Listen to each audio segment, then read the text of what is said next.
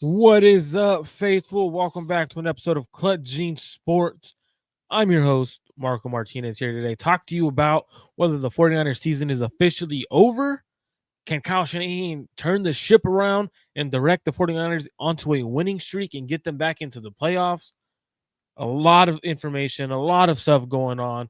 49ers are sitting at 5-6 after falling to the Green Bay Packers in Green Bay, losing in a disasterful game. Again, that was very hard to watch. Not because of Brandon Allen having to play or Brandon Allen being the starting quarterback. He wasn't the worst part of the game. At the end of the day, Niners setting a record for most missed tackles. That's just ridiculous defensively. No Nick Bosa. Leonard Floyd stepped up. We saw one carry from Jordan Mason. He got 16 yards, and besides that, Niners decided not to play him. One day they'll play Jordan Mason. One day. On top of everything else, Debo played terrible. No other way to put it. Holdings, Niners penalized way too many times. It was just a very, very bad game, coaching wise as well. They had no answers for the Green Bay Packers run game. Offensively, Kyle Shanahan's offense just looks like it's in a stalemate. There's nothing he could do right now offensively. We've seen him have a backup quarterback. We've seen him have quarterbacks who aren't talented and him still put up yards and points. So I don't know why people were bashing Kyle Shanahan's offense and saying that it's because of Brandon Allen. We've seen him with Nick Mullins. We've seen him with C.J. Beathard. Those are quarterbacks that are backup level quarterbacks. Let's get straight to it. Is the season over? As a fan, I want to say no, right? Statistically, they're still in it, blah, blah, blah, blah, right? Statistically, they're in it 5-6. They arguably have room for one more loss, and then they have to win the rest of them to go 10-7. They are not making it as a 9-8 team in the NFC this year. It's not happening. Statistically, they're in it. But if we're watching the games, we're being honest with ourselves, right? We're sitting there, we're talking about whether they have a chance to make the playoffs. It's over. It's sitting there statistically, there's a chance. But when you look at the Niners organization, you look at the first 11 games the Niners have played, this is not a playoff caliber team. And just like Jam 18 says, this is not a playoff caliber team. Don't forget to drop your super chats in the chat. The link is there to call in, and we'll have you guys call in a little bit to have you guys talk about whether this is a playoff team. I know I have Ayush in the back. So we'll talk about whether this is a playoff team or not, which actually we'll go straight to it. Ayush, how you doing? Ayush, you there? Can you hear me? No, can you hear me? Yeah, my bad. My mic was muted. So talk to me. This is a playoff team. What are your thoughts between the first 11 games? I don't see a playoff team. I hope most 49er fans don't see a playoff team. I know statistically they're still in it because they're 5-6, and the NFC West is a disaster this year. Well, what are your thoughts, man? Yeah, I think just looking at the schedule going forward, Bills, Lions, even a streaky team like the Dolphins still on schedule. Schedule just tells me like it's probably not happening this season because I think you probably have to be a 10-win team to make it. So I think that I don't think they make it. I'm kind of looking towards next season. Now, if they beat the Bills, then I'm probably back in like conversation. We can have a conversation, but I don't think so. So you think if the Niners beat the Bills, then you kind of get a little bit of glimpse of hope, right? But the thing is, though, is even if the Niners, and it's weird that I'm saying this and I'm being optimistic, but I have to look at the big picture, right? I have to look to see who the Niners play, right? They play the Detroit Lions. They obviously play the Miami Dolphins. I think both teams are beatable. Now, the Detroit Lions, I think it's going to be a much harder game. You have to have Brock Purdy back, Nick Bosa back. But realistically, you could beat them because of Jared Goff, right? I think Jared Goff is a beatable quarterback. I think Tua Tagovailoa is a beatable quarterback. So when you're looking at those two teams, there's a chance the Niners go on a run. But the thing is, though, is the Niners haven't given us any glimpse of hope the last few weeks offensively or defensively that they could do it. Another thing is the Lions. I don't know, but they could actually rest their starters week 17. That's another possibility. Now I think Philly has to lose another game, and Lions have to win out till week 17 for that to be a possibility. Um, but I just look at like what we do well. What have we done well over the last few seasons? It's run when the teams know we're going to run. Still able to generate explosive runs, even when we have 8, 7, 8 man boxes.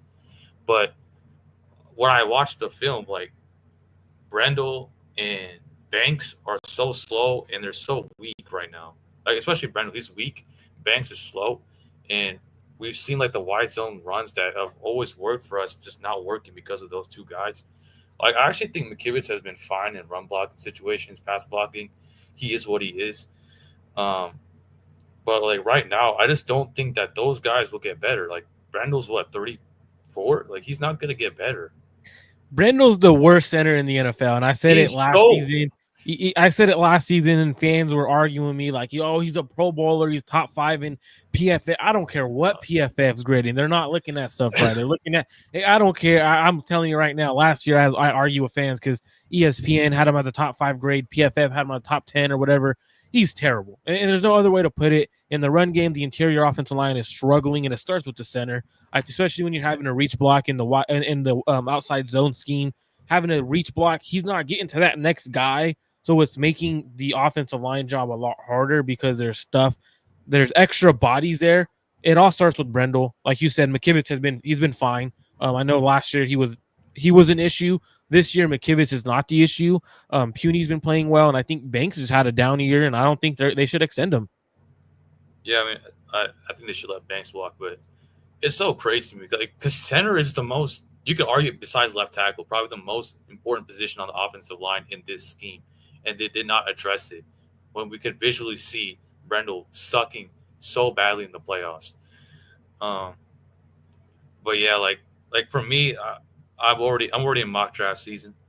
I'm already thinking about the draft and like some of the players that we can pick up.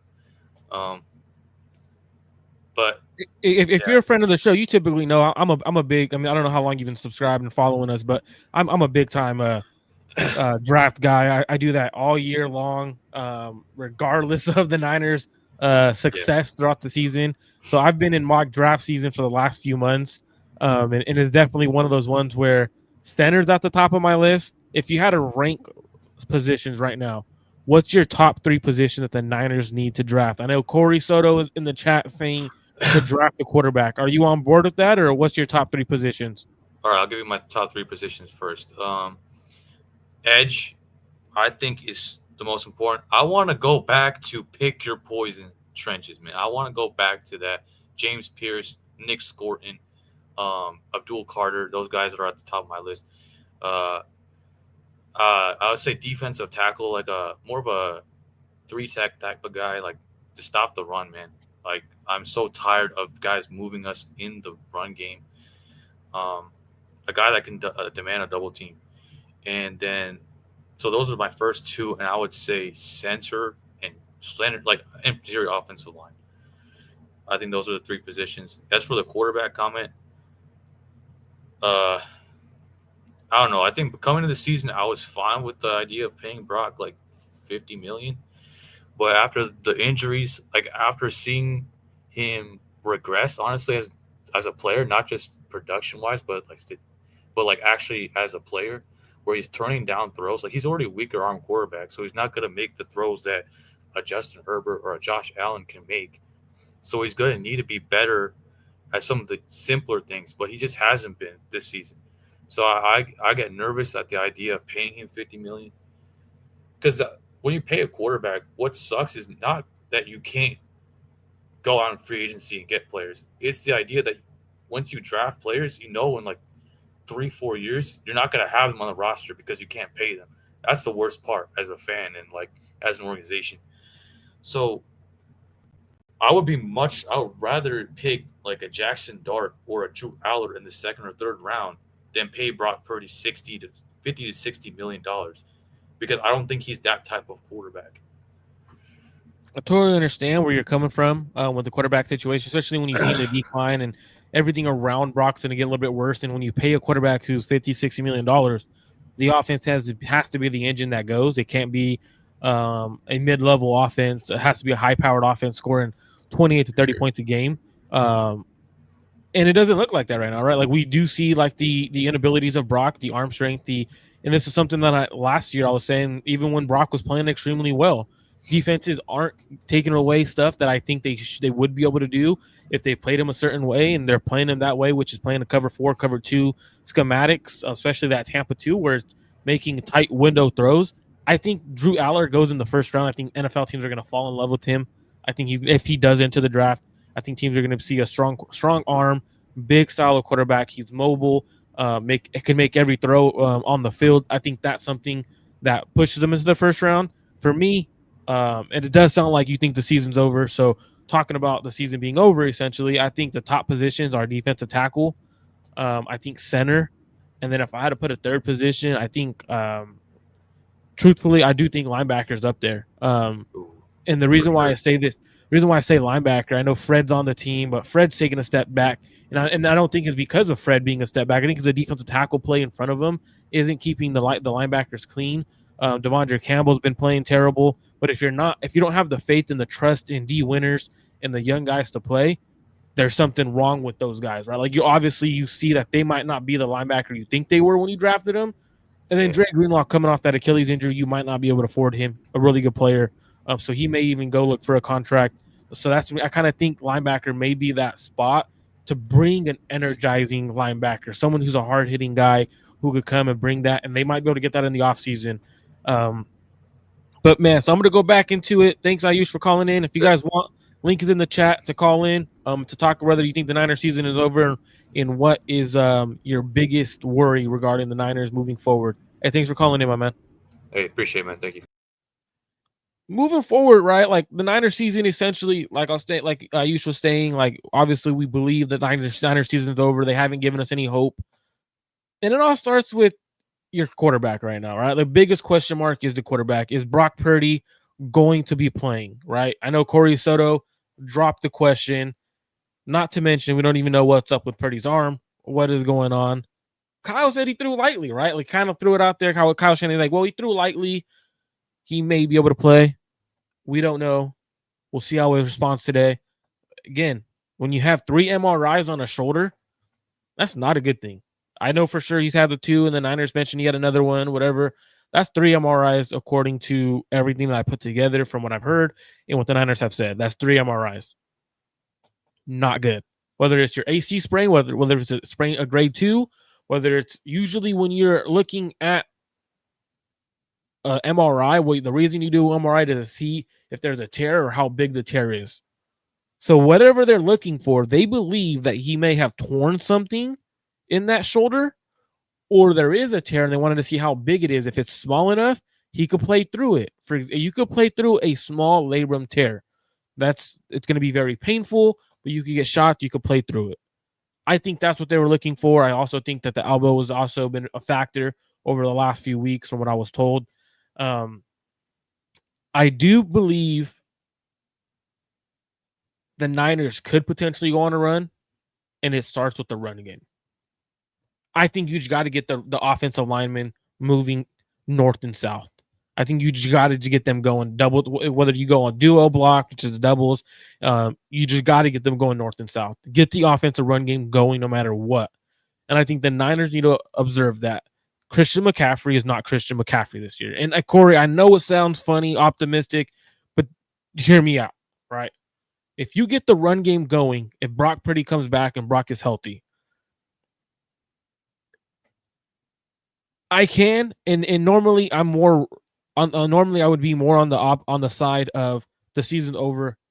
Niners are done, but the Niners have a run game. They have, and what I mean by that is they have Jordan Mason and Christian McCaffrey. If you give Jordan Mason some reps, and this just starts with Kyle. Can Kyle turn the season around?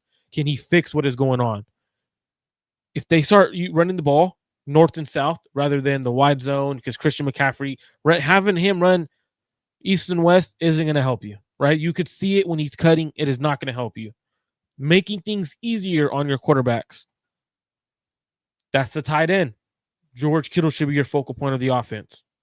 Jawan Jennings should be next. Debo shouldn't be getting end arounds. Now, do I think Kyle's going to do it?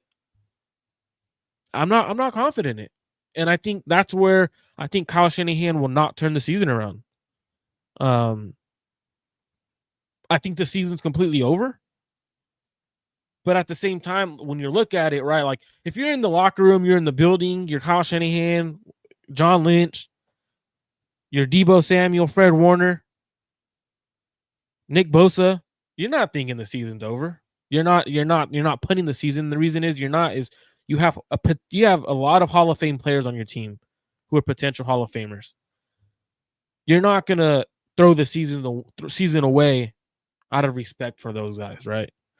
Fred Warner, Nick Bosa, those guys that are your top dudes on the team. You gotta respect them, and that's why, as the 49ers should treat the rest of these games, next few games, in my opinion, the next 2 games, as if we win these games, there's a chance. Now we don't own our own destiny, but if we win these next 2 games, there's a chance. Now, it's hard to be optimistic saying that, right? Like it's hard to be like, well, there's a chance. But you play Buffalo this week. We're screwed. Buffalo's been playing phenomenal football. One of the best organizations this season. One of the best football teams this year. Then they end up playing the Lions. That's 2 potential losses on the calendar. They could only afford to lose 1 more. And that's if they could afford to, because now they don't own many tiebreakers moving forward. Kyle Shanahan, is he on the hot seat? Is Kyle Shanahan on the hot seat? No. People can say whatever they want about Kyle Shanahan. You could call in and argue with me right now that Kyle Shanahan should be on the hot seat, and I'll explain to you why. 1, Kyle Shanahan is not on the hot seat at all because the 49ers have signed him to an extension the past couple of years. I believe he has like 5 years left or 4 years left. The organization understands that he's a really good coach. He fills up those seats. 2, you don't get rid of coaches like that. They learn from Jim Harbaugh. They would rather get rid of someone else before they get rid of Kyle. They would make John Lynch the scapegoat before of Kyle. And at the end of the day, I think Kyle Shanahan has done enough to get that respect and get that ability to get another season or 2. I think I saw the organization sees it.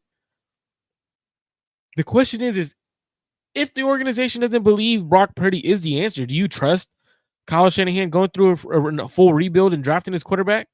We've seen who he's drafted before, right? We've seen him draft C.J. Beathard in the 3rd round. We've seen him draft Trey Lance and trading up 3 first-round picks to go get Trey Lance. We see him get lucky because his quarterback coach and Brian Griese fell in love with Brock Purdy. Do you trust him to make that pick? I don't know. I do. I would trust the scouting department to make a pick. I would trust them to be like, hey, look, this is who we prefer. This is who you should go with. I would prefer Brian Griese to have a big say in it because obviously he knows what he's looking at for a quarterback, right? He drafted a starting level quarterback. Does Kyle want to go through another rebuild? I don't think it's a rebuild, right? I don't think it's a rebuild. I think it's a retool. Remember how a lot of people thought that the Rams would be really, really bad last year and they're going to completely rebuild their organization from the ground up after they lost, after they won the Super Bowl or after they lost or whatever. People thought they were going to go through a complete rebuild because they were losing players left and right. And it doesn't work that way, right? When you have the foundational tools and the foundation of an organization, you don't have to rebuild. You can retool. The Niners still have Nick Bosa, Fred Warner. They still have on the offensive side, Trent Williams, Brandon Ayuk, obviously coming off that big injury. They still have defensively Demo. They just extended Demo, so you have the tools. Pooney, who else am I missing? They could essentially keep Mason around next year as well. George Kittle, right? You have the players to do a retool. and put pieces around those guys to make it a much better team next year. So I don't think the Niners will be a full rebuild. I think it'll be more of a retool. And I think you hit on the draft, good, really good defensive tackle, a center. Just you hit on the. And I think that's what they got to do. And going into the draft is thinking about where do they need to fix things. Right. I think it's the trenches, interior offensive line, center, guard, defensive tackle. You could add another safety. In my opinion, I don't think Jair Brown is playing good this year. But I think the biggest question mark is quarterback, right? Like that's a tricky situation. We see Brock Purdy, who's played really well. And if you guys want, the link is in the chat to call in. The quarterback situation is really tricky. The Niners have a quarterback who's played really well last year, played mediocre this year, in my opinion. Lacks a lot of talent that you want on a quarterback, arm size, whatever you want to call it. And Corey Soto says, I don't care what anyone says. The 49ers are in a tricky situation at the quarterback position right now. It's the most important issue going into the offseason and will define the next 5 to 10 years. I don't necessarily know if we'll define the next 5 to 10 years, Corey, because the Niners, I thought it was going to be a similar situation when the Niners drafted Trey Lance, right? I thought it would be a 5 to 10 year situation. You either hit on this draft pick and you have your quarterback for the next 10 to 20 years or 10 to 15 years, hopefully, or you extremely miss and you traded away all these draft picks for nothing. And they end up drafting Brock Purdy that next year, and it essentially didn't affect them for the 5 to 10 year stretch that it should have. Now, it did in the sense of they missed out on 3 first-round draft picks where it could have been an offensive center, it could have been a defensive tackle, it could have been another tight end, could have been other positions, right? That the Niners really need right now. And it could have been this year their window was still open for another 2-3 years because they did draft a defensive tackle, an edge rusher, a corner who's a shutdown corner. Like it could have been where the Niners had a Micah Parsons instead of a Trey Lance, right? Like it could have been that where the window stays open for another 3 to 4 years with Brock Purdy as your quarterback.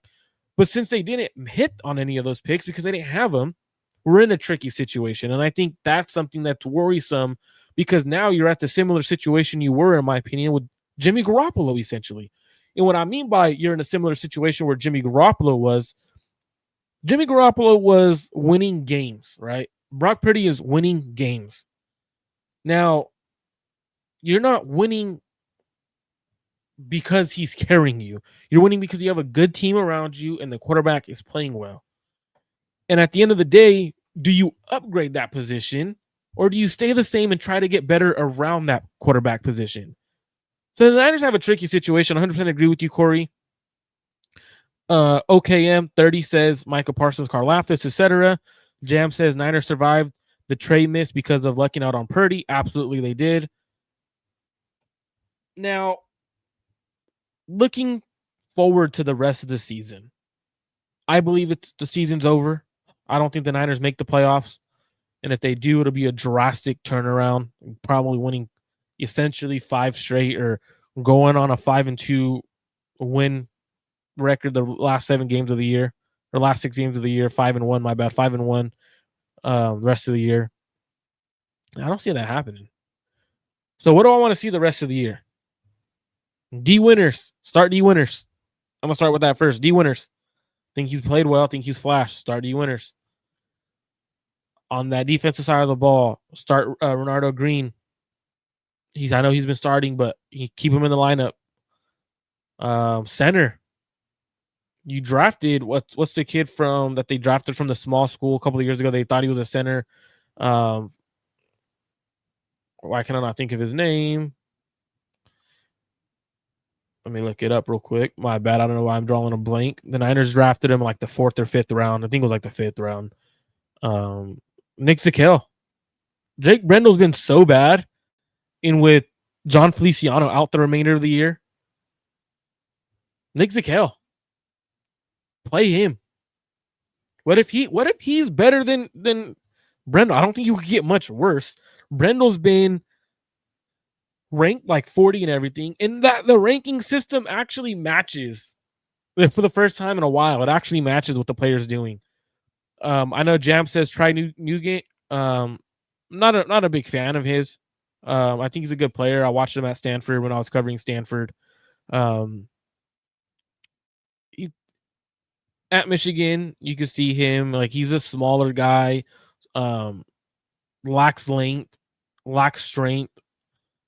I don't really think I think he's like that emergency center where he could snap the ball and he could play at a decent level, but he's going to be much worse. I think he'd be much worse than Brendel.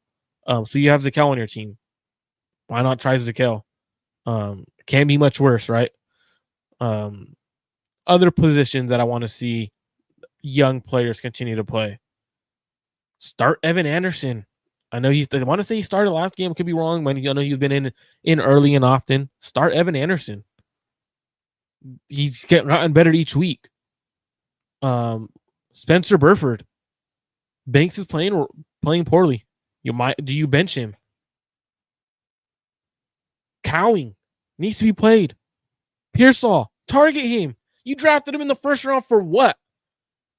How many targets did he have over the last 2 weeks? How many catches did he have the last 2 weeks?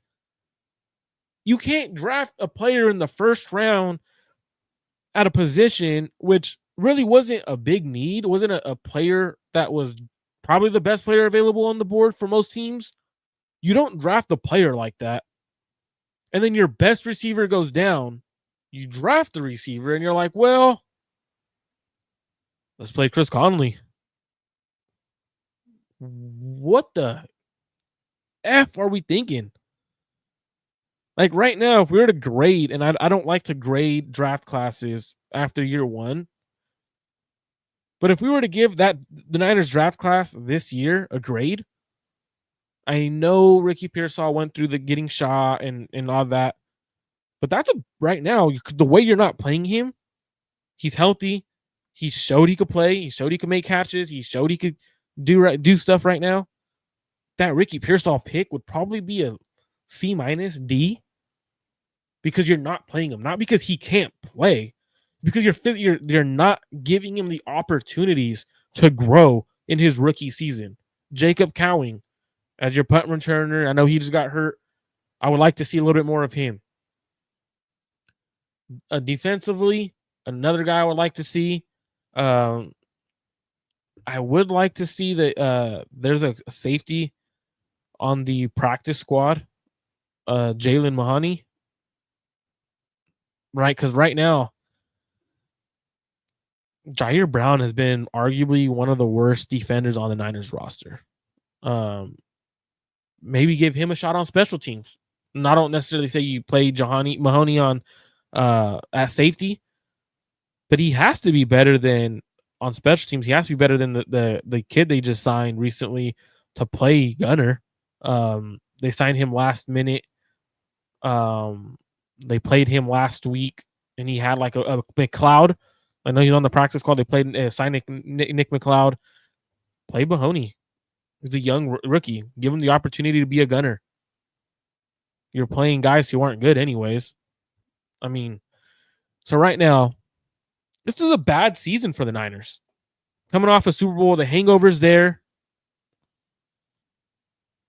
It's rough. It's really rough. Kyle Shanahan, I don't think he's going to turn it around. I don't think I don't think he has it to turn it around. Especially if Brock Purdy's done for the year. And that's a big question mark. Kendrick Lamar with, I believe that is a Tua? Or that's a Dolphins thing that says go Hawks. Dolphins, but go Hawks. You confused, brother? Confused much? Go Hawks. You're a dolphin. It looks like you have a dolphin in your profile picture. Not shocked. Keys says Niners should play all the young guys and get ready for next year. Hopefully they don't trade 3 first-round picks for nothing and actually draft some linemen who can block and rush the passer. So you want defensive linemen and offensive linemen who can block and get after the quarterback. How mad would the organization or fans of the organization be? Tua Scissorhands. That's who you have, and you're saying go Hawks. Probably focus on your Dolphins. I think you guys have to win games too. How mad would the Niners organization be, or for fans of the organization who really love Brock Purdy because he was a Mr. Irrelevant, saved the Niners season the year he came in when Jimmy Garoppolo and Trey Lance went down. Had an almost like an MVP season that a lot of fans were calling him a top 2 quarterback, top 5 quarterback last year. How mad would the fans be to move off of Brock Purdy? I think it'd be a huge uproar from fans. I think it would be one of those ones where fans are choosing Kyle Shanahan or Brock Purdy. I would say I understand the move of Brock Purdy because of limitations. You can't really do much and win Super Bowls with limited talent at the quarterback position. You can't no more, especially when you're having to play teams who have extremely talented quarterbacks. That's where it comes into play. Is how high do the Niners draft this year? Are they drafting top? Potentially, they could get up into the top 10 if they go on an extremely losing streak and Brock's done for the year. If Brock is done for the year, you got to have the conversation. Is he injury prone? UCL injury that he had a surgery on, shoulder that keeps him out for 7-8 games. You would have to have the conversation of, do you pay a quarterback who's gone through injuries like that? Do you tie yourself for the next 5 to 10 years to that quarterback who can't stay healthy? And I think you have to have those conversations in an organization. Kyle Shanahan, what does Kyle Shanahan need to do the remainder of the season? I think stop playing the young veterans who aren't playing well. Brendel, Campbell, Brown's technically a veteran since he's in his second or third year, the second year. That includes Malik Collins and Jordan Elliott. If they're not your best players, the defensive tackle, bench them. Evan Anderson's playing well. Offensively, Eric Saubert struggling in the run game. Overrunning players, holding. Maybe you play Braden Willis. Maybe you play Jake Tongas over him. Obviously, the veterans aren't doing it for you. So you got to do something different. Christian McCaffrey don't look healthy. Maybe you shut him down the remainder of the season. If you're not going to make the playoffs, might as well keep him healthy, right? Let's talk Deebo Samuel. Obviously, I think the special team coordinator will be gone. Jam, I know you put special team and defensive coordinator. I need to be let go this offseason. I'm not sure about the defensive coordinator, but having to fire 2 defensive coordinators back-to-back years is going to be very, very weird. Deebo Samuel. Terrible game as a captain, not speaking to the media.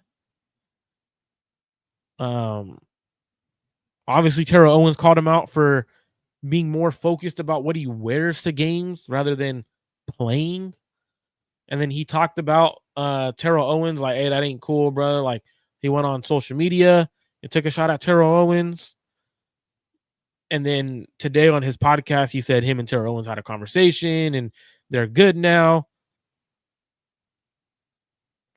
He just doesn't look like Deebo Samuel. And this is why I said a few years ago when the Niners were getting offered, and they was publicly that they were getting offered a first-round draft pick from the New York Jets. I said, you take that first-round draft pick and you run with it. You go draft. I was saying it then, Garrett Wilson. You go get a receiver that draft class because you get a receiver that could separate, a receiver that could keep your offense in the flow of things instead of a gadget style of receiver who, once his legs start to go, and what I mean by legs start to go is once they get heavy, once they start to go decline and go downhill, not going to be the same player. Essentially, he's a running back, and at the end of the day, he plays like a running back, takes big hits. The Niners use him as a running back. His body's going to go faster than a typical receiver, and we've seen that with Deebo Samuel. And I don't like him not talking to the media, especially as a captain. Especially a few weeks after checking a teammate and telling him to lock in. Deebo, why doesn't Deebo lock in? Like right now, what would fans who were defending Deebo when he told Jake Moody to lock in? When he told Jake Moody lock in, fans were defending Deebo like he was a saint, like he was this great player this year. Like he's been phenomenal this year, and he's been so locked in since the jump. I remember when the media was at training camp saying Deebo Samuel's in the greatest shape of his life. He looks slim. He looks good. Where's that at? Where's it been? At the end of the day, you can't, as a captain, you got to understand how some players operate. You can't just go up to any teammate and talk shit to them, because some teammates, when they're already down and you're putting them down, they fold, right? They completely just go away from who they are. Versus some teammates, when they're completely already down on themselves, they need to pick up. Hey, you got the next one, dog. We're going to need you to hit a game winner. Pick that head up, right? Jake Moody ended up hitting the game winner in Tampa. In Deebo, the last few weeks after that, we can look at Deebo since Tampa. Let's look at Deebo's stats since Tampa. Because you're going to tell somebody to lock in, but the season's going downhill. And then see how you have responded since you told a teammate to lock in. Against Seattle, the Niners lose 20-17. He has 7 targets. Of those 7 targets, he has 4 receptions for 22 yards. In Seattle, he had 1 rush for -1 yards. Against Green Bay, he had 4 targets, 1 reception for 21 yards. That was a nice trick play that Kyle drew up, which was the reverse screen. That was a nice play, Kyle. 0 rushes, 0 yards. So since he's told Jake Moody to lock in, he's had a total of 5 catches for 43 yards. He's locked all the way in. Good job, Deebo. You've locked in. Jesus Christ, Deebo. Lock in. And Jam says it here. Deebo knows Kyle's going to defend him. It's an issue. You're a head coach. You're the head coach. You need to hold your players accountable. Since then, we have completely seen Kyle Shanahan he didn't really want to address the situation. Like, I didn't even know what happened. When they asked him, "Oh, what happened?" I wasn't paying attention. You weren't paying attention when your player was kind of in your direction and he shoved his teammate. Come on, Kyle. Get off the iPad, Kyle. You're trying to turn the season around, Kyle. It's your fault too. Sentinel Football Channel says it's a week to week thing. Clutch Gene Sports. I see a lot of content creators getting swept in the drama of the fans going ballistic 1 week and then flip 1 second. There's no logic in a fan. No, I think it is a week to week, but at the same time, you can all from the 11 weeks we've seen, what have we seen throughout those 11 weeks? Right? What have we seen over those 11 weeks? Bad play from Deebo, or a team that doesn't look locked in, a team that looks mentally drained, a head coach who looks frustrated with himself and his team, a team that essentially looks slow, no creativity offensively, and your head coach is the offensive play caller. Now, there is guys open. I don't want to say Kyle's offense is the issue. There's guys open. We watched film on it with Brock was on the field. We did that last week or 2 weeks ago. Last week. There are guys open. So it's not just necessarily Kyle's. But when your quarterback isn't hitting those throws or attempting those throws, you got to go something different, right? You got to adjust and make things easier for him. Like I thought that play call for the 21-yard gain for Debo, the reverse screen flea flicker. I thought that was a beautiful play by Kyle, drawn up. Not using Jordan Mason. Now, with the season being essentially over, should the 49ers think about tanking? That should be an absolute no out of respect, right, for their players. But at this point of the season, should the 49ers begin searching for head coach, not head coaches, offensive coordinators, special team coordinators? Should the 49ers fire Brian Schneider, their special teams coordinator? I know technically a lot of sites or a lot of places will consider Chris Forrester, the offensive coordinator. He's the offensive line coach. But should Kyle put more responsibility on one of his offensive coaches? Should he give responsibility to make Brian Greasy your passing game coordinator for the rest of the year? Like, hey, I think I need your help. Maybe you give him that extra role the rest of the season. See what he could do. Can he be your offensive coordinator that you trust and is able to help you next year? Can you have Matthew Harper be your special teams coordinator after you fire Brian Schneider? Maybe you do fire Brian Schneider and you make Matthew your special teams coordinator to see what the rest of the season is. You give him a opportunity to become your special teams coordinator. And I'm not saying to tank. I'm not. But you have to look into other options at coaching because you're being out coached. I know it's stigmatized and it's very logical, but I'm not a fan of it. I don't ever think a team should ever tank, especially when you have players playing a dangerous sport that could potentially kill them, right? Like it potentially end your life, end your career. So I don't ever think tanking is ever the right solution for any team, even teams that are poverty teams. Like I don't think you should do it. We got Niner Gang in the back. Let's go ahead and bring him up. How's it going, Niner Gang? What's going on, Marco? How we doing? Hey, we're doing good. We're doing good. What's your thoughts on the season so far? Well, thoughts on the season, man. It's never over till it's over. But in hindsight, freaking, I've watched enough football to know that pretty much over. That it's over. Yeah. Man, you got to look at it that way, though, right? Because like statistically, like they're still in it essentially, right? Like they have good enough team. They're a good enough team. They have good enough players to win games where they could turn it around and actually go on a winning streak. But for the last 11 weeks, they're 5-6. We know what they are, right? Like we know that they're not that team.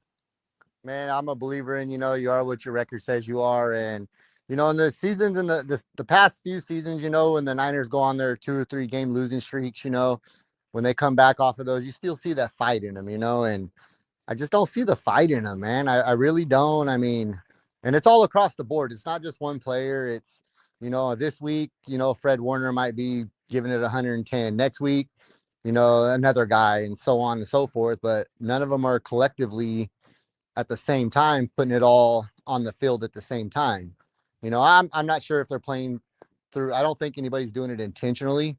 I just think it's a combination of, dang near a full season accumulated with playoffs, etc. Health issues.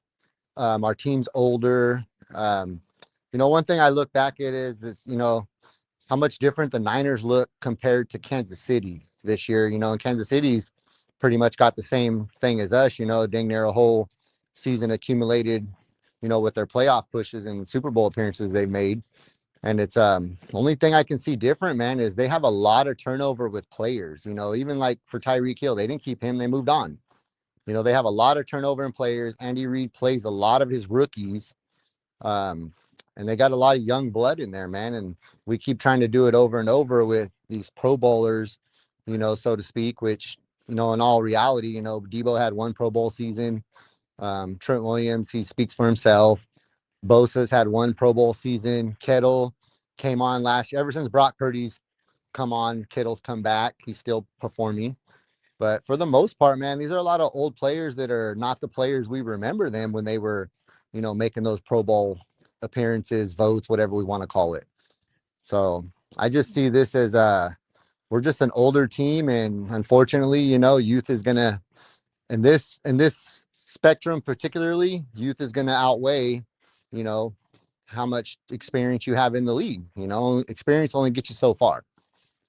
Absolutely. Like when you do look like at the camp, you do mention the Kansas City Chiefs, and you mentioned like there's obviously a lot more energy over there. The way they moved off of Tyreek to keep, obviously to pay Patrick Mahomes and to build his offensive line, like the mentality over there is much different, especially when you win a Super Bowl. The energy is different, right? Like it's a lot funner when you win a Super Bowl than when you lose. You probably have self-doubt, and we did. People forget about what Nick Bosa said, right? Nick Bosa in the offseason had said, I don't know if I'll ever win a Super Bowl while I'm a 49er. People forget about what Nick Bosa said during the offseason, and that weighs with me a lot. Like, I thought it was huge when Bosa said that because he's one of your captains. He's one of your best players who should be not saying that. Well, hey, we're going to win a Super Bowl this year, right? Like, that should be the mentality. And he was like, I don't know. I really was in the offseason thinking, like, what if I never win one with the Niners? What if I have to go somewhere else to win one? And when he's saying that, I'm like, dude, you sound like a guy who's checked out before the season even started. Do you not believe in your head coach? Do you not believe in your teammates? And to me, that's what I think the season has been. Is they may have already been checked out in the sense of we may not be able to win one with Kyle, we may not be able to win one with Brock, or whatever the case may be. But the Niners have had this negative energy before even training camp came around, and I think that's a big issue. The Niners need to figure it out. Play young guys. Are you a firm believer in Brock Purdy? I know that's like a big question. We should be having that question a little bit more often, especially because we might have to pay him $60 million this offseason. I'm a hard no. Oh, really? And why so? Hard no. I think Brock's a good quarterback, but I also am a believer in, with the exception of the very, very few, you need an elite quarterback to go and win the Super Bowl because you're usually competing against an elite quarterback / head coach / team. So you're not going to, to everybody's point, in the Super Bowl against Kansas City, yeah, Brock didn't cost us the game, but he sure in the hell did not give us an opportunity to win the game. When he threw that ball away when Chris Jones was coming at him, I'm sorry, I get it. It's Chris Jones. And forgive me, I've never been in his position, so this is all speculation. That's the game, man. The game's on the line, and there was probably 4 or 5 steps when Brock let that ball go before Chris Jones was actually going to get his hands on him. And that's a sign of panic, and you're in the Super Bowl, man. You have to take that hit. He's taking these hits in the freaking regular season. He's taking some god-awful hits, and you got to do that stuff. And just little things I see from Brock is just, I hate to say it, man, but it's almost he's a very, very, very good game manager is what I like to label him as. I've never been impressed with his arm. I've been impressed with his decision making for the most part, but as far as that arm talent, I'm not impressed with it. I don't believe he has the arm strength to fit those tight windows, and I think it's only going to get worse based off of his injury. He didn't have it before the injury, and now after the injury, he really doesn't have it, man. This year, I kept wondering, like, dude, why is he not? In the NFL, if you have a step on somebody, you're open, and you got to fit that ball in there. And he doesn't have that zip like a Josh Allen, like a Mahomes. I mean, Derek Carr's got more zip on his ball than Brock. He's just a horrible decision maker. But with that being said, man, I don't think that Brock should be paid that. I'm grateful for what he's done for our organization. Believe me, I am. Because if he hadn't have been who he was, it would have been very, very bad. But at the same time, you got to give credit when credit's due, man. I mean, he did have a very, very stacked roster around him. And, either the players are not as good as everybody makes them out to be, or the coach is not what people make him out to be. But with all those Pro Bowlers on both sides of the ball, we still couldn't get it done. Niner game. Did you watch Monday night's game yesterday? The Chargers versus the Ravens. Oh yeah. So I only got to watch the first half. So I don't know what throws Sentinel Football Channel is talking about, but he says there's a healthy Brock Purdy make those throws that Justin Herbert overthrew yesterday? No, no, I don't think so. You don't think Brock makes those throws? There was a couple throws that Herbert made that were check downs that he did kind of overthrow, but I've seen Brock overthrow those too. See, I don't know what throws he's talking about, so I can't really speak on it. But I did see during the time I was watching the game, I did see Justin Herbert make some amazing throws that not many other quarterbacks can make. So if we're going to talk about a throw that he maybe Justin Herbert overthrew, let's talk about the back foot, flat-footed throws that he did make where it was all arm strength. Can Brock Purdy make those throws? No. Brock Purdy has to be dang near set in almost perfect formation to make anything, 5-10 yards down the field. And it's unfortunate. It's not his fault. It's how God made him, and I ain't knocking him for it. It's just what it is. He's not that guy, bro, and he can't push that ball downfield. And even on the ones he does push downfield when there's so much airtime underneath him. And 9 out of 10 times, our receivers have to come back to the ball. If he hits him, Brock said it himself, if I hit him in stride, it's a touchdown. But every deep ball he's ever thrown, I think of maybe one, maybe to Kittle, where he hits him in stride, man. The rest of them, it's just, it's up in the air, wait for it, hope the defender doesn't get his head around to, get eyes on the ball because it could be a pick. But I don't think he's a $60 million quarterback. I barely think he's probably a $35-40 million quarterback, and that's just being generous based off of what he did for us in these past year and a half, 2 years that he's been playing. Well, I mean, we could even look across. I know a lot of fans of the Niners or even other teams, right? A lot of times it's people just only watch their team, just really they don't really watch other teams. We could argue that Baker Mayfield is playing as good as Brock Purdy, right? We could that argument could be made, or he's playing better this year than Brock Purdy, and that's something that's worrisome because when you look at Baker Mayfield's not. He was a guy who a lot of teams were like, all right, he's done. His career's over. People were writing him off. He goes over to Tampa and resurrects his career. And if we look at his contract, 3 years, $100 million. He's 33 a year, 50 guaranteed at signing, or 40 guaranteed at signing. So when you're getting outplayed by Baker, or Baker's playing as good as you, whatever you we could argue it. That's a worrisome, and that to me just shows that, hey, Brock Purdy most likely isn't the answer for the 49ers or a top 5 quarterback that they need to win that Super Bowl. I mean, we can even go a step further, man. I mean, look at Sam Darnold over in Minnesota. I mean, I haven't watched too much of his play. I've seen some highlights here and there, watched a game here and there. I mean, he's not having the greatest season, but I mean, I think it's safe to say that he's having a little bit better season than Brock. Yeah, he's having a really good season over there in Minnesota. I'm just saying, and we let him go. You know what I mean? And I don't think I would have kept Darnold though. To be honest, I don't think I would have kept Darnold. Just because that's a big risk, right? After Brock had a really good year, it'd be a huge risk to hey, we're gonna go with Darnold over you. So I understand why they didn't do that and why they kept them away. But it is worrisome when you do see a quarterback who is completely surrounded by weapons and he starts to lose his weapons this year, right? He lost Brandon Ayuk. Christian McCaffrey wasn't around majority of the season. Debo hasn't been Debo, and his play has drastically fallen. So maybe the argument that people were making that, hey, Brock is being elevated by his weapons, maybe that was true last year, right? Well, I mean, we have to put this into perspective, and the fact, when we're talking $60-65 million for Brock a year, we're talking that's elite quarterback money, correct? That's for sure. That's okay. I don't know, because the elite quarterbacks, when we look at their contracts, right? We look at the quarterbacks who are elite, they're making their contracts where it's very flexible for their teams because they're trying to win. So even when I know Josh Allen's contract's a little bit older, but he got that 6 year, 258. Add those extra 2 years to make extra wiggle room. We saw Patrick Mahomes do that, but those are the top tier quarterbacks.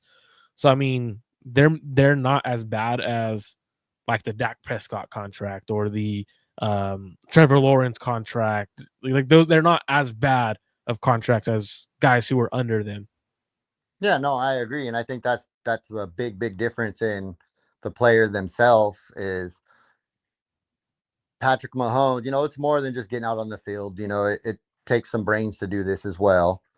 And it's not just with being able to read a playbook, it's but understanding where the organization's going after you sign your large contract. And if Brock's not seeing things that way, which I want to say Brock's more of a team friendly type of guy. He understands that it's not all him. At least that's what he preaches every time he goes to the podium. It's not him, it's the players, it's everybody else, this, that, and the other. So with that being said, if he can understand that mentality, which will give the team flexibility, there could be a good chance that Brock comes back and plays like Brock played last year. But if the team keeps depleting, with these players, and then with the even further getting a bunch of rookies that Kyle has no trust in, we're going to see just like what we've seen in Green Bay. I mean, we're just going to get mollywalked by everybody we go against, because he's going to need a non-elite quarterback needs weapons. That's the difference. Is Patrick Mahomes, who does he got? A great offensive line and Travis Kelce. Tom Brady did it for years with a great offensive line and a bunch of randoms. And that's the difference, man. All these other guys, when they go into the quarterback, when the Rams won the Super Bowl, they had a roster stacked on both sides of the ball, just like the Niners did when they appeared last season in the Super Bowl. But difference is they got it done. We didn't. And I think if we would have had a quarterback or a coach that just made one different decision in that game, things would have been a night and day difference, and we wouldn't be caring how this season's playing right now. And I think that's the biggest factor with all the fans is, everybody's out on Kyle, such a negative on the team. But I think it's because we've been so close for these many years that we're not used to failing. We're not used to this downfall. And to be honest, I knew a downfall was coming, but I didn't think it would be this much of a drop off. I just thought it would be kind of gradually, maybe make the playoffs for sure, win our division, make the playoffs, maybe first, second round knockout, get pushed out of the playoffs. But man, I didn't see it coming like this. You also got to take into fact too, like a lot of people who are saying like fire Kyle, like they've been waiting for Kyle to start playing, like his team to start playing bad to say fire Kyle, right? Like it's not like they're, because when I should say, like when the Niners were winning, they were going to the Super Bowl or NFC Championship, they didn't have anything to say, right? Like they couldn't be like, oh look, Kyle's terrible. Like their argument was he can't win the big game, right? But I mean, like when you look at it, isn't the NFC Championship a big game to get to the Super Bowl? Well, there's a lot of big games before it gets. Like what I'm saying, like he's won big games. He hasn't won the Super Bowl, which is the biggest of them all. And I think that's like their biggest argument. And then now that the Niners are losing and their team's not healthy and they're playing bad, those fire Kyle guys are like, yeah, fire Kyle. Like, no, don't get me wrong. Kyle Shanahan has a lot of reasons to be critiqued, right? Game management, time, like not calling timeouts in certain situations, not being aggressive enough in certain situations, or going away from the run, or certain things where you could blame Kyle, but it doesn't mean you fire him because of those little things, or those, like, he's obviously shown he year in, year out, he can lead a team to the playoffs and deep into the playoffs to win a Super Bowl or to win NFC Championship. So obviously I think the quarterback is the biggest situation. And I think that's going to be able to keep holding them back. And I think that's where those fire Kyle guys will keep coming back. Man, I've been meaning to ask you this question, buddy, this whole time we've been talking, and I've been thinking it really, really been hard because I'm not going to lie, Marco, I've been going back and forth. Fire Kyle, no, keep him. No, let's fire him. No, let's keep him. I've been all over the place with it. So I really start analyzing this, what's really happening here. And do you think Kyle's coaching tree, the way it's been plucked since he's been in the Niners organization, do you think that's finally caught up to him? Meaning, he's had so much turnover on coaching positions to where he has no choice but to pay more mind towards the defense, for example. He has to pay more mind to it because the Steve Wilkes thing, he went through D'Amico, went through Salda, Wilkes, now he's on to Sorensen. And the way they've been playing, last year he made it public. He wasn't happy. He focused on the defense, game plans, etc. And then, so now it's come full circle, and it's just like Kyle's mismanagement to game, not paying attention to rules, stuff like this. to me, they seem like little minor, minute details that a head coach in the professional NFL should know, or somebody on his team should know. But if he's not picking up on that, I mean, somebody in the organization is not doing their job. Kyle can't do everything, and that's just the facts. Even though he's the head coach, that's what he has a staff for. But it's like I just see like a big factor in his decline here is the only thing I can really point to that's changed for him, because we've had pretty much the same personnel as far as players go. So it's not the players unless they're just declining rapidly, which is possible. But I think a big part of this, man, is his coaching tree just constantly being plucked away, and he could never get something set and just build on it, build on it. Okay, I seen what you did last year. I'm confident in it. Let's roll this year, and so forth and so on. It's a constant turnover, different schemes. And then he's got a battle like the Vic Fangio thing. He wanted him, but Fangio, oh no, I want to run a different type of defense. Kyle, no, we got to run this. To me, that feels, people would say, oh, that's Kyle being controlling, which is very possible. But is it because Kyle has lost trust and who he brings in the building, and he knows he's being held accountable, and so he's just not really paying attention like he should? What are your thoughts? No, I think so. Like when it comes to stuff like that, like right, like the little details of a game management, he has a coach for that. He has the game management specialist. So they do have stuff like that on their coaching staff. The little details like offensively, defensively, where he might be focusing a little bit more on the defensive side because it is a first year defensive coordinator to go alongside Brandon Staley, who he's probably trying to have his defensive coordinator lean on. Like I was talking about the other day, like I felt like the Niners when they had Mike McDaniel and LaFleur around when they had the LaFleurs. He had one of them being the offensive passing game coordinator and one the run game coordinator. Mike McDaniel was your run game coordinator, and throughout the week, the first so Monday and Tuesday, Mike McDaniel game planned. A lot of the run game came from Mike McDaniel. He was game planning the run game. LaFleur was working with Kyle Shanahan to work on the pass game. He was the pass game coordinator. They're working on passing installs and drawing up the game plan for that. He had D'Amico. He had solid guys he trusted. He was really close with. So he didn't have to worry about the defense. So I think you're right. Like it comes down to, does he have anyone on offense that he could truly trust to game plan for him, or does he have someone he could trust to lean on? Like, hey, what would you do here? What should we do here? Like, to be honest, I look at the coaching staff, right? Offensively, Kyle Shanahan, Chris Forrester, the run game coordinator. How much does he trust him? Like, I don't know how much he trusts him. I know he's been with the organization since 2021. He's worked with Kyle Shanahan in the past. But how much do you trust him? I'm not sure how much Kyle really trusts him, to be honest with you, to call a game or to be like, hey, this is what we need to do. Go back to inside zone rather than outside zone. Because he's also working with the offensive line, right? Like he also has to go, hey, Puny, hey, Brendel, you guys are missing blocks because of this. Like he has to pay attention to his offensive line at the same time. And then so when you look at the other coaches on the staff, he doesn't have anyone who has much power on the offensive side of the ball. He has his quarterback coach who may be giving him ideas. He has Clay Kubiak, who's his offensive passing game specialist, not necessarily a coordinator or anything like that. So who is that guy he trusts? I don't know who it is. I don't know Kyle has that guy on offense. So I think that is a big factor on getting a lot of these coaches poached, and hopefully he could keep these coaches around. But I think maybe it should be time for Kyle to go poach coaches off other teams, right?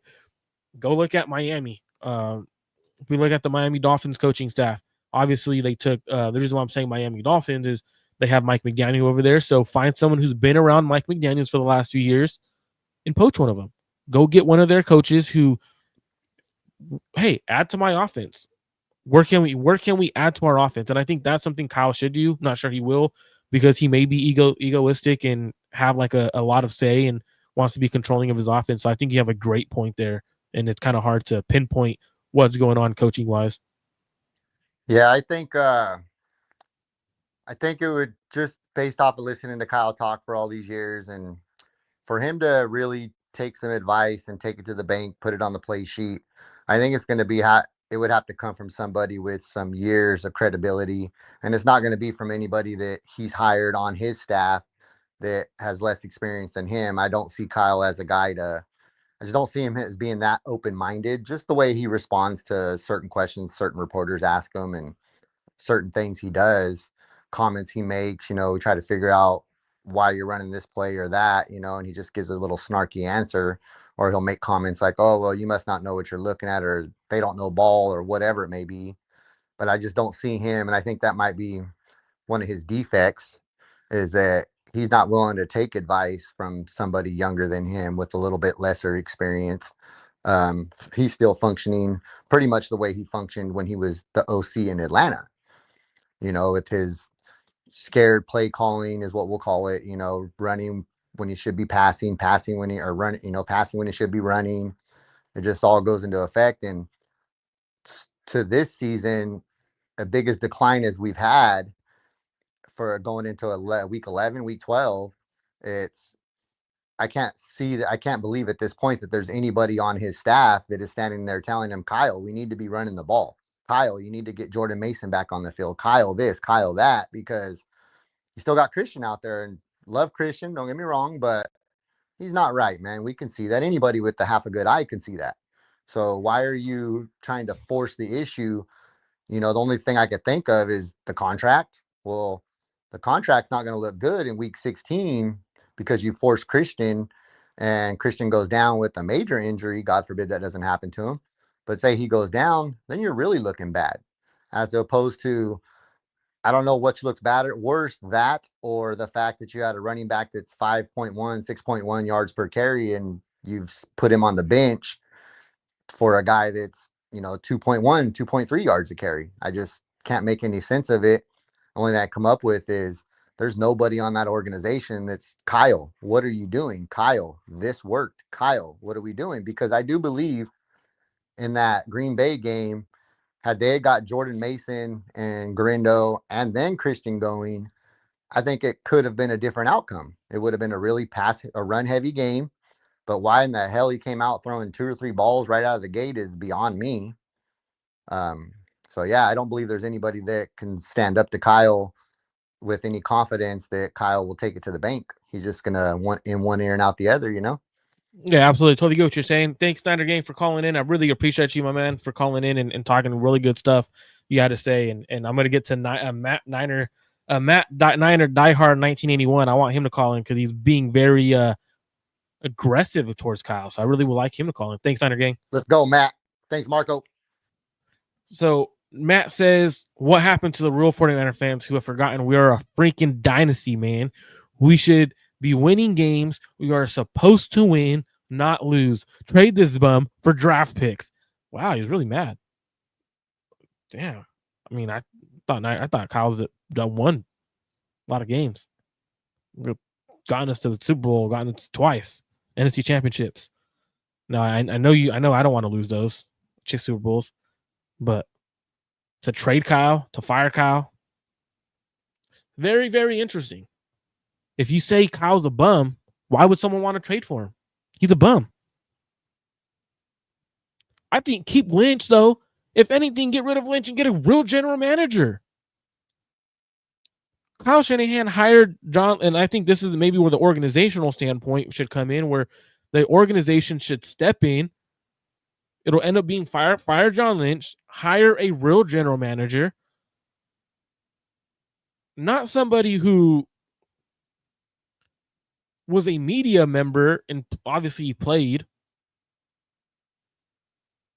but was a media member, had no real scouting, none of that.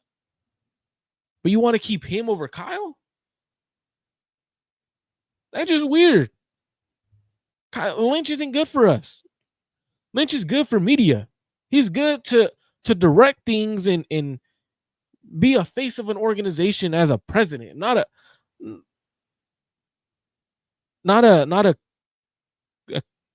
general manager. That's not, no. And you could say, yeah, he was a player. Kyle really wasn't. Kyle played college ball. You could also say, you know who wasn't a player? Bill Belichick. There's so many. The list goes on and on and on people who never played in the NFL or never played at a high level.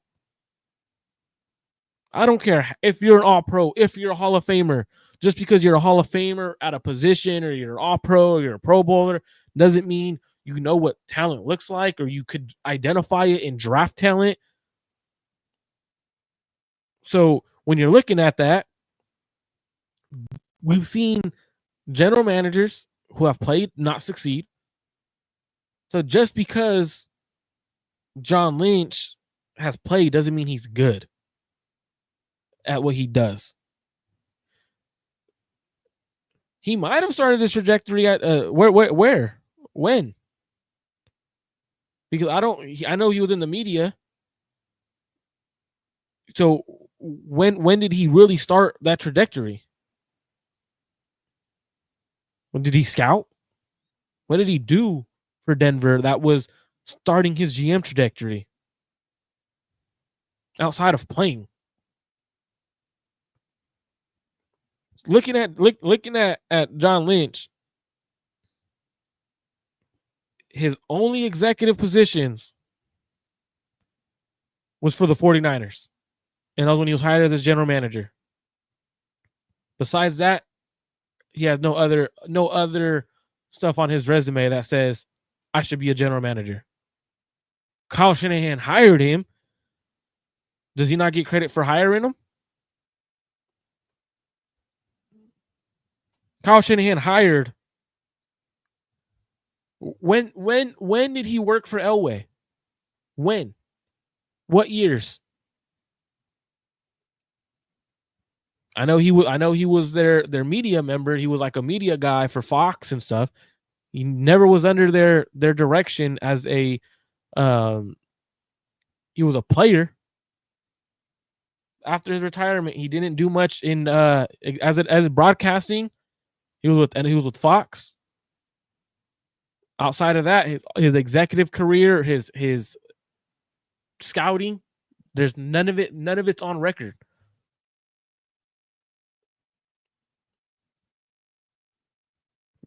Talent scout, where? I'm telling you, you can look it up. He's not done any of that. John Lynch's executive career had one stop. And it was with the 49ers.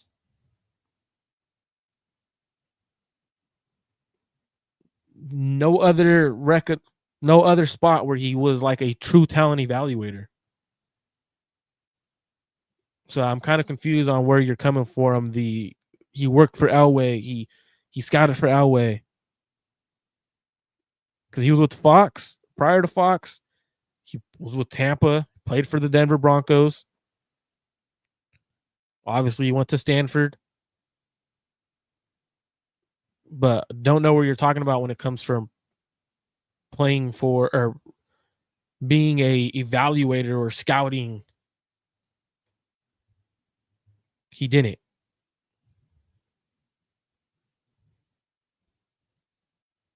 I mean, you could come up here and argue it, but show me where.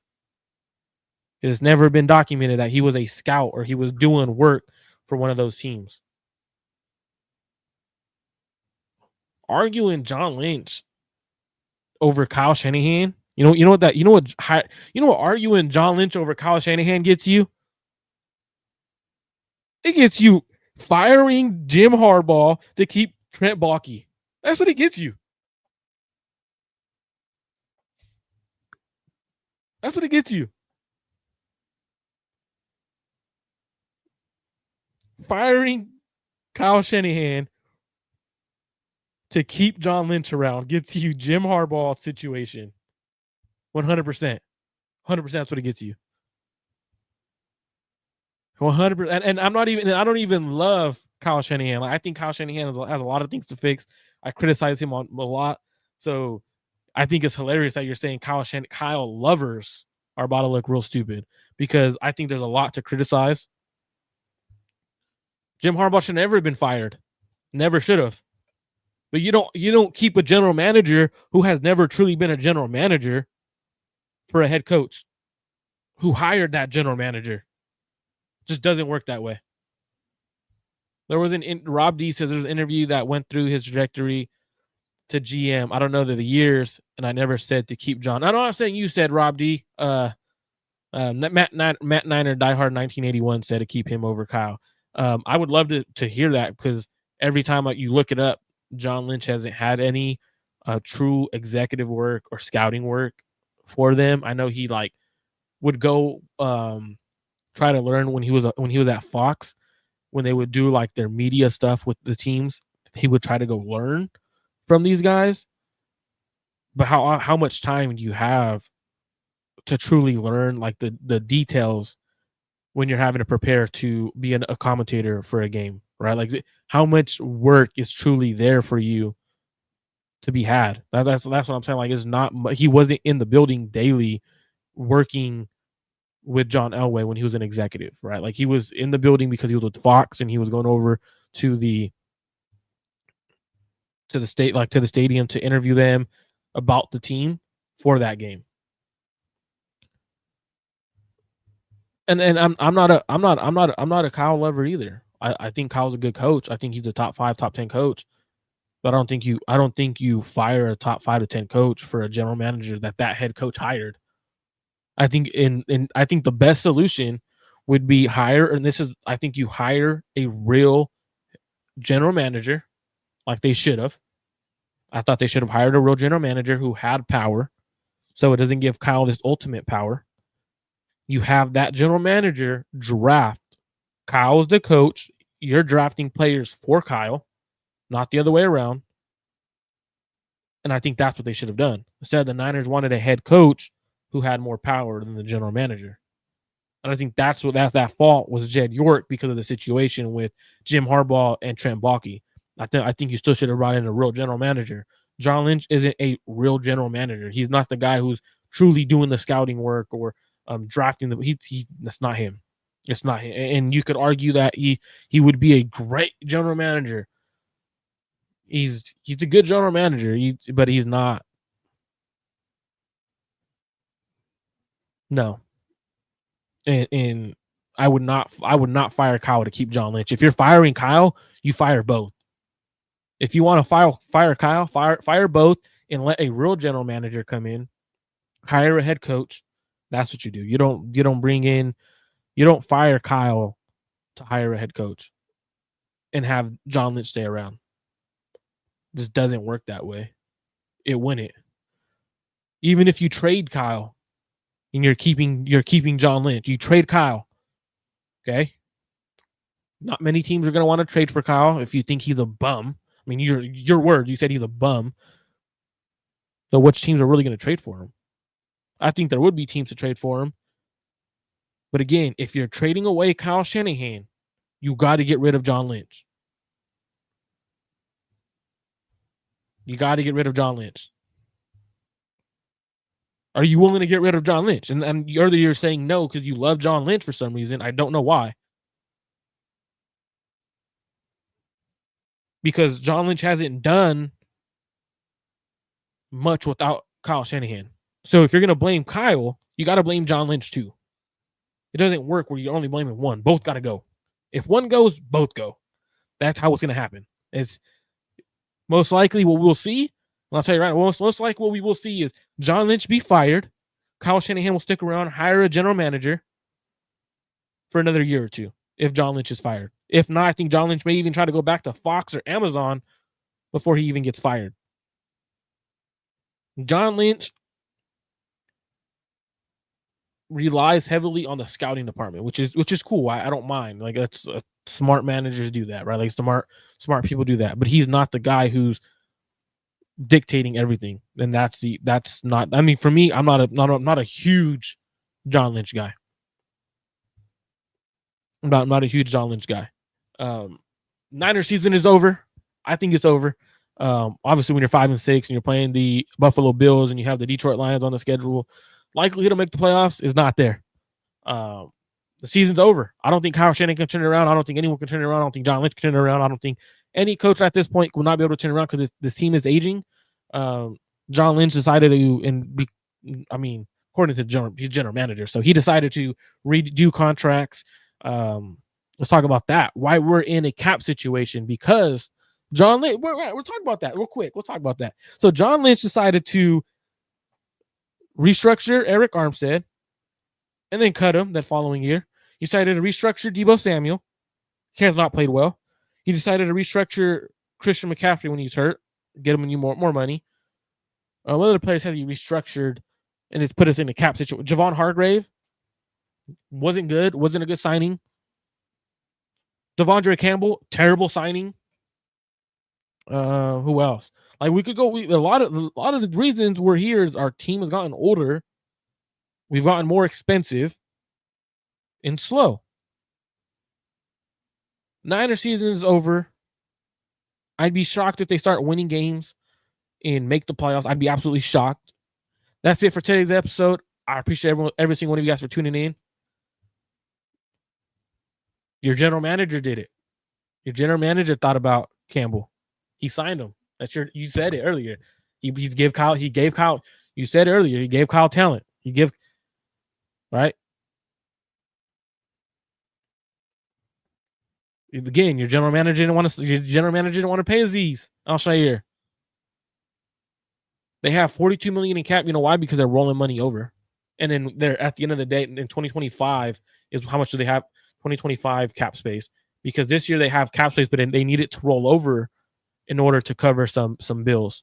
So when you look at the Niners 20 right now, they have $42 million.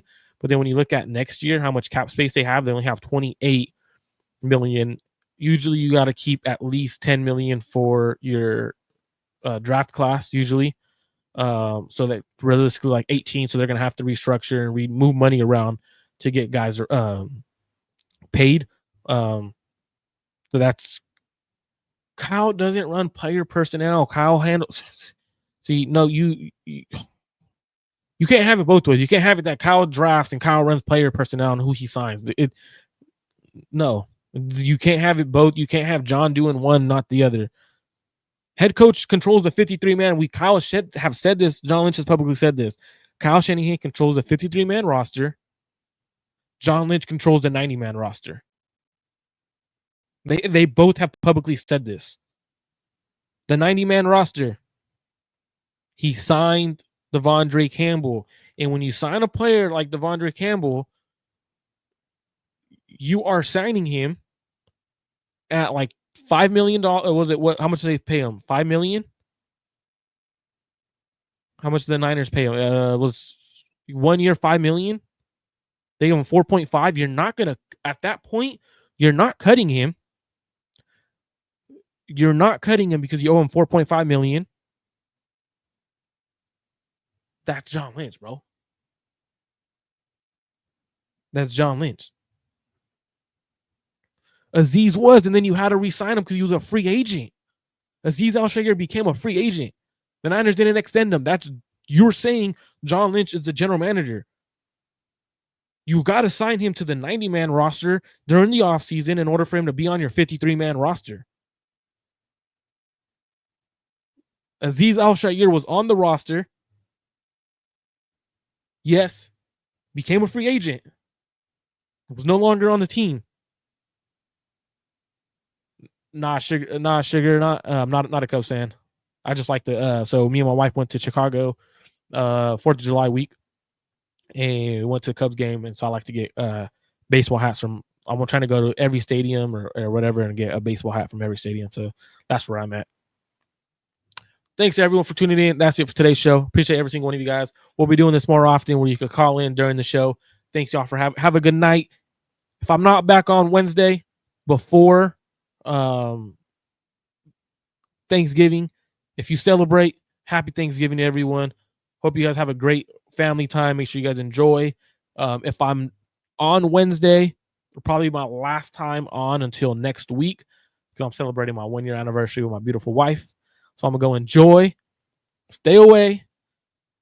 I'm going to stay away from everything, enjoy my 1-year anniversary, out and about with her. So most likely Wednesday will probably be my last show until next week. Absolutely. Go Niners. Go Giants. I'm a Giants fan, but baseball, I don't mind wearing different hats. Thank you. Sucks to be a Cubs fan.